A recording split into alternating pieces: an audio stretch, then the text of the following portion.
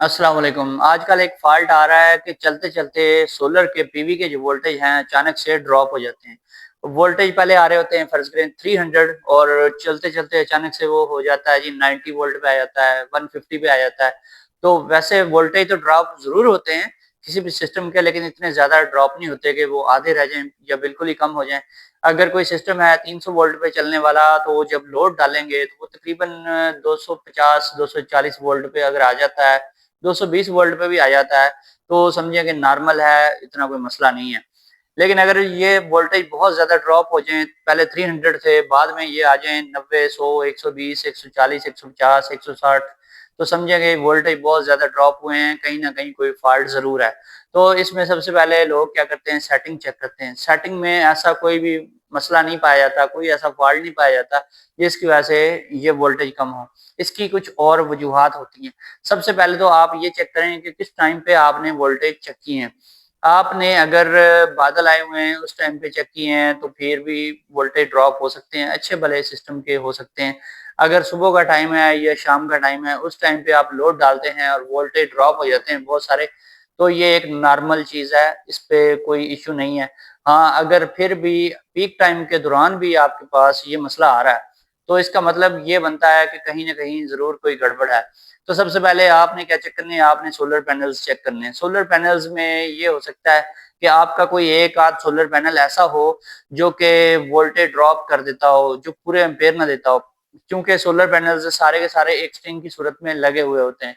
तो अगर एक सोलर पैनल भी डैमेज हो जाए या उसमें कोई मसला आ जाए या उसका कोई एमसी4 लूज़ हो जाए, स्पार्किंग कर रहा हो, तो ये मसला हो सकता है।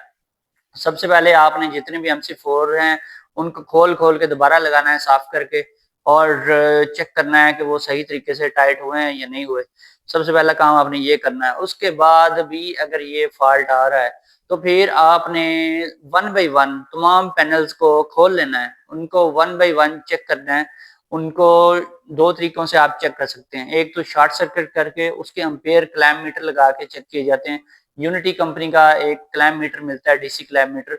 वो आपने एक सिर्फ़ एक सोलर पैनल का जो प्लस माइनस है, मेल फीमेल आपस में लगा देना है और उसके साथ क्लैम मीटर जल्दी से लगा के आपने उसके एम्पेयर चेक करने हैं। ये काम जो शॉर्ट करने वाला है, आपने ज़्यादा देर के लिए नहीं करना, अदरवाइज़ आपके जो डायोड्स हैं, वो हीट अप हो जाएँगे। ये तकरीबन आप 4-5 सेकंड के अंदर-अंदर ही ये काम करें, उसके बाद उसको दोबारा से खोल दें।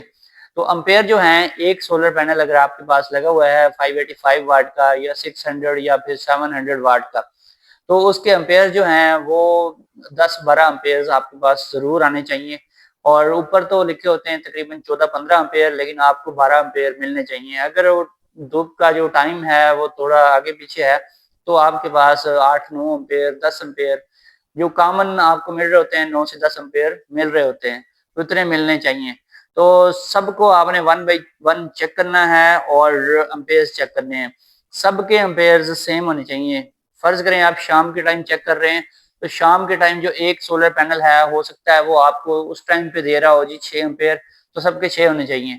लेकिन अगर किसी एक के भी कम हैं, तो इसका मतलब है वो आपका पैनल जो है वो डैमेज है। सबसे बेहतर तरीका यही है कि आप सुबह 11 बजे चेक करना स्टार्ट करें। उस टाइम आपको एम्पेयर जो हैं वो अच्छे खासे मिलेंगे, 9-10 एम्पेयर लाज़मी मिलेंगे। तो अगर कोई एक पैनल भी आपका 4-5 एम्पेयर दे रहा है या कम एम्पेयर दे रहा है, सेम एंगल के ऊपर रख के चेक करने, तो फिर वो जो पैनल है वो डैमेज है उसको निकाल दें। जब निकालेंगे तो मसला जो है वो ठीक हो जाएगा। अगर ये चीज़ें भी ठीक हैं सारी, ये आपने चेक कर ली हैं, तो फिर दूसरे नंबर पे जो चीज़ आती है वो आपकी केबल है। जो आप केबल ऊपर से करंट लेकर नीचे आते हैं जिसके ज़रिए, उसमें तकरीबन पाकिस्तान में जो केबलें यूज़ हो रही हैं उनमें से 90% जो केबलें हैं वो फेक हैं। उसमें या तो कॉपर प्योर नहीं है या फिर चाइना कॉपर वाली आपने ले ली है या फिर उसकी लूज़ गेज है, गेज पूरी नहीं है। सबसे बड़ी जो बीमारी है पाकिस्तान में लोगों में पाई जाती है, 6 एमएम, 10 एमएम भी ऊपर लिख देते हैं, लेकिन उनकी गेज जो है वो 4 एमएम के इक्वल भी नहीं होती। अक्सर औकात देखा गया है वो 2.5 एमएम या फिर 3 या कुछ और ही नया साइज़ होता है उसका।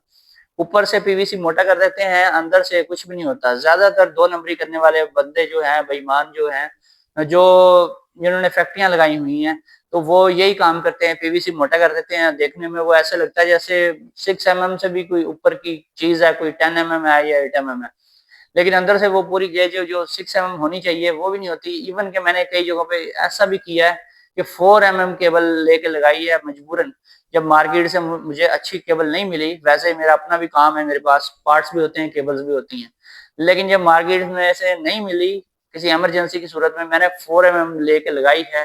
4 mm बेहतरीन रिजल्ट देती है अगर वो ओरिजिनल है, कापर है और वो गेज पूरी है उसकी। तो वो आपको जो लोकल मिल रही है 70 या 80% केबलें जो लोकल मिल रही हैं, उन खराब केबलों से 1000 दर्जे वो बेहतर होती है। तो ये बहुत इंपॉर्टेंट चीज है। आप लोग क्या करते हैं कि ज्यादा से ज्यादा 9-10 प्लेटें लगा लेते हैं, लेकिन एक केबल हल्की डाल लेते हैं। केबल पे आपके यार कितना खर्चा हो जाना है, यही अगर आपका केबल के ऊपर 10-15 हजार लग जाता है, तो यही सोच लें कि एक प्लेट मैंने कम लगाई है, लेकिन उसने बाकी प्लेटों के पैसे खड़े कर दिए हैं और पूरी की पूरी जो 8-9 प्लेटें हैं आपकी, उनका पूरा करंट नीचे लेके जा रही है। अगर आपकी केबल है शॉर्टेस्ट डिस्टेंस, यानी कि सिंगल स्टोरी है या डबल स्टोरी है मैक्सिमम, तो आपका गुजारा सस्ती केबल से हो जाएगा। लेकिन आपने अगर चौथी पांचवी मंजिल पे प्लेटें रखी हुई हैं, वहां से जब लोकल और घटिया किस्म की केबल लगा के नीचे करंट लेके आएंगे, और आपने वो सस्ती लेके लगा ली है, सस्ती कितना फर्क पड़ जाएगा, 5-6 हजार 10 हजार आपने बचा लिए होंगे, लेकिन 8 की 8 प्लेटें जो ऊपर लगी पड़ी हैं, सबका करंट जो है वो बहुत कम हो जाएगा, बहुत ज्यादा कम होगा। तो ये काम आपने कभी भी नहीं करना।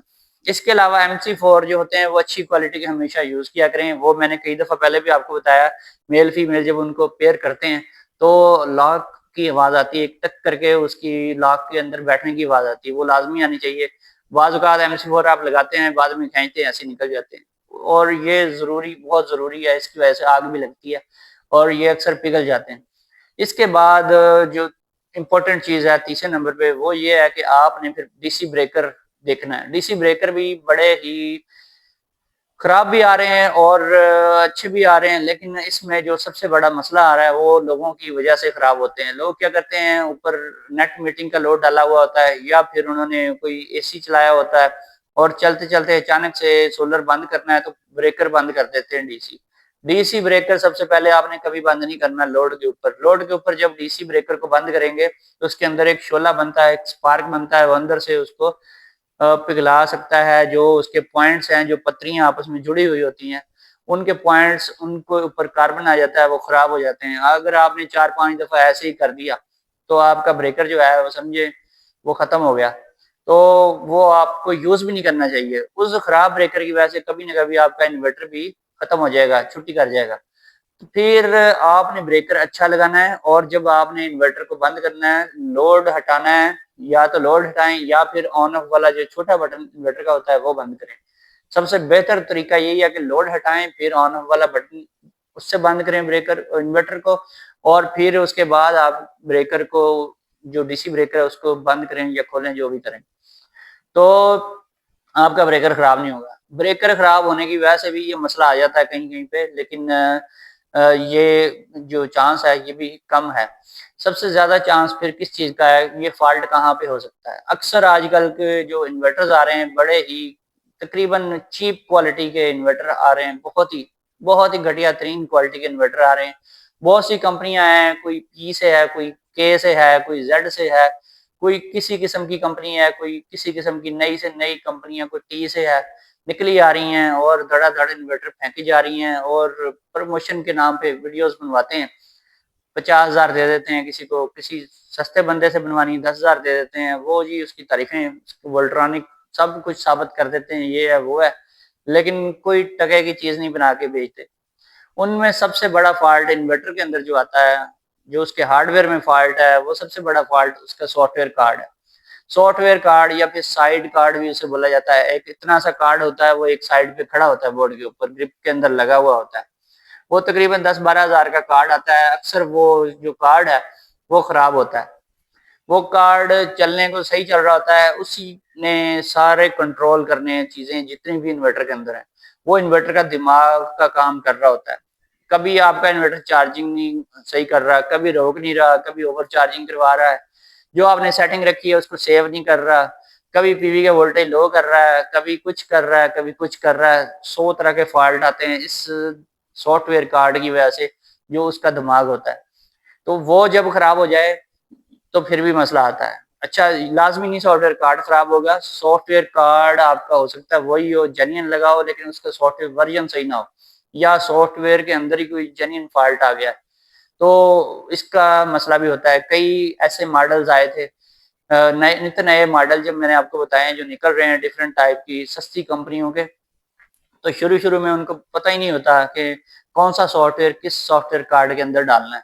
वो गलत सॉफ्टवेयर इंस्टॉल करवा के भेज देते हैं। इन्वर्टरों के इन्वर्टर पीछे से मंगवा लेते हैं, हजार हजार पीस इन्वर्टर आ रहे हैं, पूरे पाकिस्तान में फैल जाते हैं। बाद में पता लगता है सब में यही फॉल्ट आ रहा है। तो उसका सॉफ्टवेयर करवाने से भी मसला बाज़-औक़ात ठीक हो जाता है, लेकिन बेहतर यही है कि सॉफ्टवेयर कार्ड आप चेंज करवा लें, आपकी जान छूट जाएगी। उसी टाइम बिल्कुल आपका इन्वर्टर बिल्कुल ठीक-ठाक हो जाएगा, उसमें बेहतरीन हो जाएगा, आपके पीवी के वोल्टेज स्ट्रॉन्ग हो जाएँगे, वो कभी नहीं गिरेंगे। इसके अलावा फिर अगर आपने इन्वर्टर रिपेयर करवाया है या उसको कोई झटका लगा है, तो फिर मेबी हो सकता है कि आपका जो एमपीपीटी कंट्रोलर लगा हुआ है इन्वर्टर के अंदर, एमपीपीटी कार्ड है, कंट्रोलर है, जो भी है, उसका एमपीपीटी वाला सेक्शन है, उसके अंदर फॉल्ट हो सकता है। उसका चॉपर हीट अप हो गया हो, या इस टाइप का कोई भी हार्डवेयर का फॉल्ट, छोटा-मोटा भी फॉल्ट आ गया हो, तो इस वजह से भी ये हो सकता है। तो ज़्यादातर जो मसले हैं वो सॉफ्टवेयर चेंज करवाने से या उसका कार्ड चेंज करवाने से हल हो जाते हैं। लेकिन सबसे पहले आपने बैरूनी कंट्रोल्स चेक करने हैं, जो मैंने आपको चीज़ें बताई। नंबर 1 पे आपने वो देखनी है, आपने मौसम देखना है, किस मौसम में आप चेक कर रहे हैं। आपने ये देखना है कि आपने जो प्लेटें लगाई हैं वो ओरिजिनल प्लेटें हैं, वो सही हैं, उसमें एमसी4 सही लगे हुए हैं। आपने ये देखना है कि आपने जो केबल्स लगाई हुई हैं वो सही हैं, आपकी केबल्स बिल्कुल ठीक हैं, ओरिजिनल हैं, प्योरी गेज की हैं, प्योर कॉपर की हैं, 99% कॉपर की हैं। और फिर आपने ब्रेकर भी लाज़मी चेक करना है। ये चीज़ें आपने चेक करनी है, फिर आपने इन्वर्टर के सॉफ्टवेयर या उसकी किसी और चीज़ की तरफ जाना है, इसको सर्विस सेंटर लेके जाना है आपने। तो अक्सर एक और भी आजकल मसले आ रहे हैं, मैंने कई जगहों पे देखा है कि लोग क्या करते हैं कि कहीं पे इन्वर्टर किसी का जल गया तो फिर वो सोचते हैं जी सर्विस सेंटर ना लेके जाएँ, इधर से किसी से करवा लें। वो लोग क्या करते हैं जी, जितने भी ये कारीगर बैठे होते हैं, अक्सर उसमें से कार्ड निकाल के किसी और को लगा देते हैं, आपका कार्ड किसी और को डाल दिया। कभी आपका नेटवर्क कार्ड निकाल के किसी और इन्वर्टर में लगा दिया, कभी आपका जो एक बैटरी के ऊपर जब उसने स्टार्ट होना होता है रात को, एक वो सर्किट होता है, वो निकाल के किसी और को डाल दिया, या आपका कोई चीज़ खोल के किसी और इन्वर्टर में डाल दी और की आपको डाल दी। इस तरह के भी जो हैं बहुत काम हो रहे हैं, हेरा-फेरियाँ हो रही हैं। वो इन्वर्टर तो ज़ाहिर तौर पे ठीक चल रहा होता है, लेकिन फिर इस तरह के फ़ॉल्ट जो इंतहाई गंभीर किस्म के फ़ॉल्ट होते हैं वो पड़ जाते हैं, जो फिर तलाश कर के आप थक जाते हैं, वो मिलते ही नहीं है। तो इन फ़ॉल्ट्स का सॉल्यूशन यही होता है कि आपने स्टेप बाय स्टेप हर चीज़ को देखना है, जिस तरह मैंने आपको बताया, तो फिर ये फ़ॉल्ट जो है वो ठीक हो सकता है। दोस्तों, वीडियो पसंद आई है तो वीडियो को लाइक करें, चैनल पे नए आए हैं चैनल को सब्सक्राइब करें। फिर मिलेंगे नेक्स्ट वीडियो में। अल्लाह हाफ़िज़।